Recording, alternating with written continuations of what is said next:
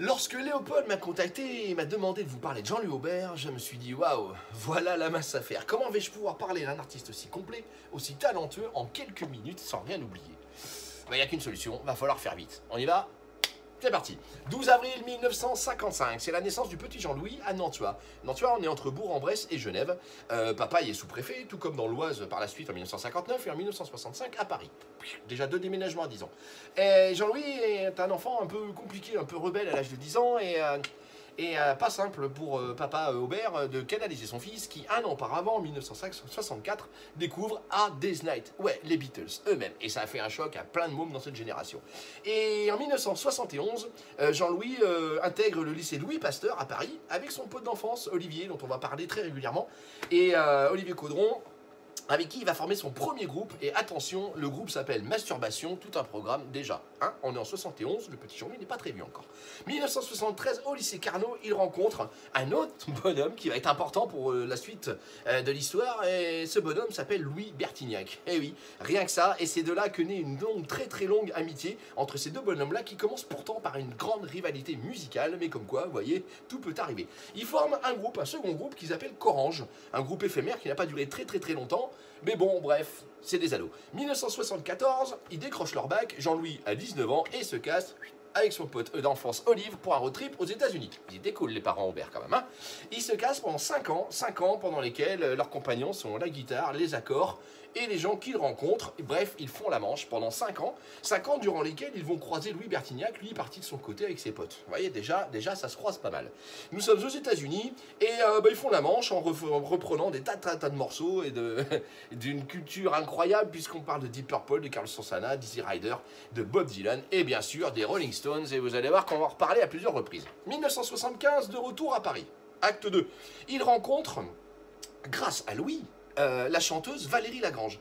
Et ça va être super important pour Jean-Louis parce que Valérie Lagrange et Jean-Louis vont entretenir une relation intime pendant plusieurs années. Et figurez-vous que Louis et Valérie, qui étaient colocs à l'époque, vivaient dans le même appart, dans un appartement qui appartenait à un certain Bernard Guetta. Hein, ça donc doit vous dire quelque chose. Il y a un petit garçon qui s'appelle David, qu'on ne connaît pas encore à ce moment-là, mais qui va faire une grande carrière dans un tout autre domaine. Donc Louis déménage à Saint-Cloud, en fait, pour laisser Jean-Louis et Valérie vivre leur idylle. Il déménage à Saint-Cloud avec une fille qui vient lui de rencontrer, qui n'est autre que Corinne Mariano, petite bassiste dont on va reparler un petit peu plus tard.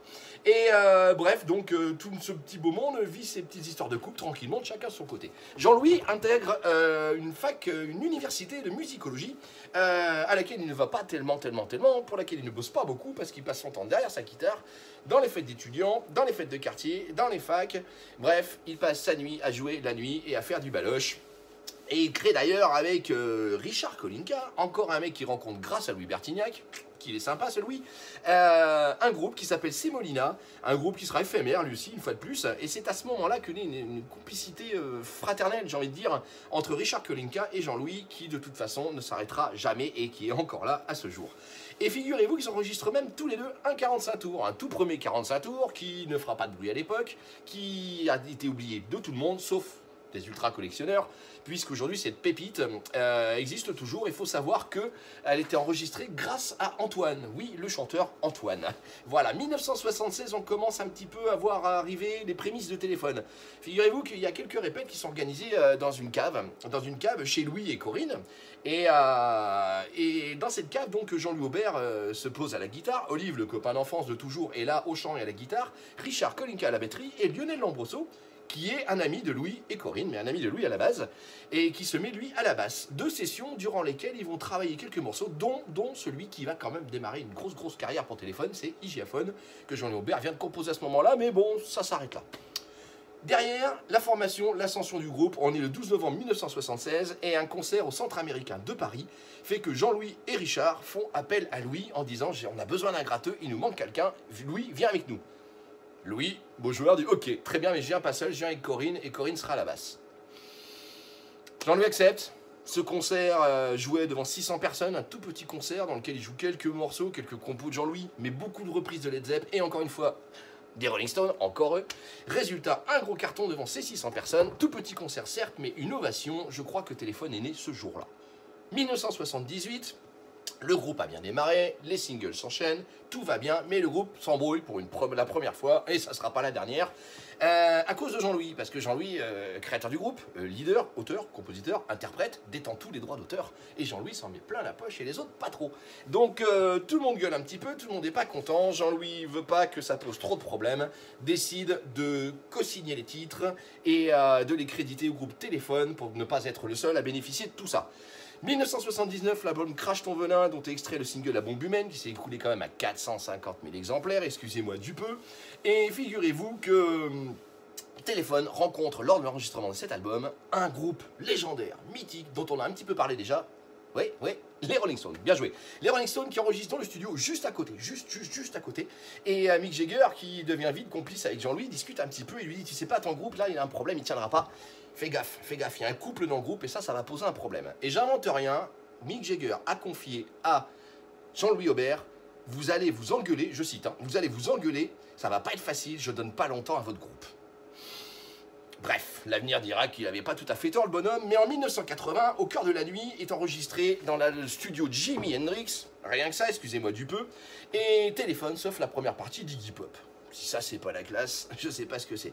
1982, faut savoir quand même que tiens, les Rolling Stones, encore eux, font appel à Téléphone, et Téléphone s'offre la première partie des Rolling Stones à l'hippodrome d'Auteuil, devant la bagatelle de 80 000 personnes. Eh ouais, rien que ça. 1985, alors là, c'est un album mythique, mais c'est l'album compliqué, Un autre monde, puisque c'est le dernier album du groupe Téléphone. C'est le dernier album de Jean-Louis, Richard, Corinne et Louis ensemble. L'album Un autre monde, dont est extrait le titre Le jour s'est levé. Alors le jour s'est levé a une histoire vraiment particulière, un morceau très acoustique, Jean-Louis au piano avec un texte différent, un morceau très commercial s'il en est, et ça pose un gros problème à Louis Bertignac et aux autres membres du groupe, car Jean-Louis opère un gros changement artistique à ce moment-là, et bah oui, un événement marquant cette année-là, Jean-Louis est papa, et son fils Arthur qui vient de naître, Arthur qui deviendra photographe, qui ensuite fera la conception de la pochette, je l'ai plus, d'un album qui arrive après, mais c'est pas grave, on en parlera par la suite. Et ben ça a changé la vie de Jean-Louis, son approche artistique de la musique. Résultat, Téléphone se sépare définitivement, en tout cas sous cette forme-là, et se scinde en deux groupes, en deux mouvements, Louis et Corinne d'un côté pour Louis Bertignac et les Visiteurs. On sortira le single Ces idées-là, qui est un gros carton des années 80, et Jean-Louis et Richard partent de leur côté avec une première formation qui s'appelle Jean-Louis Aubert & Co, qui voit naître un single, un gros tube, Juste une illusion, en 1986. 1987, l'album Plâtre et Ciment s'écoule à 150 000 exemplaires, ce qui est très bien, c'est pas non plus les cartons de téléphone. Hein. 1989, Bleu, Blanc, Vert sort à son tour, Axel Bauer collabore sur l'album d'ailleurs, encore un bon gratteux, un single, oui, voilà, c'est fini. Ouais, seulement c'est loin d'être fini. 1993 sort H, l'album H, dont est extrait le single Temps à nouveau. H s'écoule quand même à 200 000 exemplaires, 200 000 copies, c'est loin d'être dégueulasse. 1994, reformation de Téléphone au complet, c'est arrivé, oui, pour un live au Bataclan, ça a duré un soir et un seul soir, et Dieu sait que ça a été compliqué. Suite à tout ça, 1997, l'album Stockholm. Alors ça, c'est une histoire vraiment exceptionnelle. Figurez-vous que Jean-Louis Aubert se fait voler son sac, dans lequel il y a toutes les partitions, tous les textes, toutes les notes, tout était prêt pour l'album. Jean-Louis Aubert, vraiment dépité, part à Stockholm, et dans le train, commence à gratte dans les chambres d'hôtel, gratte partout, parce que le studio est prêt, il l'attend. Et avec ses souvenirs, il brode, il fait ce qu'il peut, à la va que je te pousse, il fait comme il peut, à l'arrache, mais il nous pond un album quand même, qu'il appellera Stockholm, le hasard comme par hasard. Figurez-vous quand même que l'album sera disque d'or, on en fera quand même 100 000 copies. Bravo le bonhomme quand même, hein, à l'arrache. Bref, 98, et ben Jean-Louis Aubert s'offre tout seul en solo la première partie des Rolling Stones au Stade de France, devant 80 000 personnes, une fois de plus. Encore les Stones, hein, vous avez vu. 1999, Jean-Louis se méfie un petit peu de la suite, dépose quand même la marque Téléphone à son propre nom. On ne sait pas ce qui peut arriver, on n'est jamais trop prudent. Bref, en même temps, on se réconcilie avec Louis, on papote, on discute, on fait connaissance de Bertrand Delabé, qui est chez Art Media Consulting, et Bertrand Delabé explique à Jean-Louis qu'il ne reconnaîtra jamais le succès qu'il avait avec Téléphone. Il en veut la preuve, son dernier album, vendu à 100 000 exemplaires, alors qu'en même temps, entre 93 et 99, Virgin a réussi à écouler 3 millions de copies des albums précédents de Téléphone. Rien que ça. En 2001, le nouvel LP dont on sort Alter Ego d'ailleurs, hein, un titre connu, reconnu. 2005, Jean-Louis Aubert a 50 ans. 50 ans, donc cet album Idéal Standard, et sa vie va changer, va vraiment changer. En 2006, son ami Olivier, dont je vous ai parlé plusieurs fois, hein, qui l'a suivi tout au long de sa carrière, meurt d'une tuberculose, et ça va vraiment, vraiment affecter Jean-Louis. Au point de vraiment changer d'un point de vue de sa carrière et de ses interprétations. Il croisera d'ailleurs aux obsèques de son pote Olive, Corinne, qui va croiser Corinne, qui vient d'ailleurs de salement l'égratigner dans son bouquin Au fil du temps. Et Jean-Louis est vraiment, cette fois-ci, définitivement fâché avec Corinne. Bref, 2010, l'album Rock Éclair, qui est l'album du deuil hein, d'Olivier, de son pote d'enfance, se vend à 370 000 exemplaires, triple disque de platine. On en retiendra ce titre, Demain sera parfait. Titre magnifique s'il en est, et derrière, une tournée triomphale qui se finit à Bercy devant 18 000 personnes. C'est un gros carton. En 2012, Jean-Louis Aubert décroche la victoire de la musique pour cet album live, donc c'est une consécration. Deuxième victoire de la musique pour Aubert, hein, qu'on avait eu en 85 pour l'album Un autre monde avec Téléphone.